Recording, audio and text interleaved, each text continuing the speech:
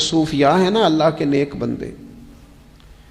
جو ساری زندگی تڑپتے رہے کہ کبھی یہ حقیقت منتظر نظر آنا لباس مجاز میں،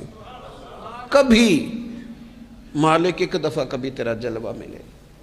کبھی یہ حقیقت منتظر نظر آنا لباس مجاز میں۔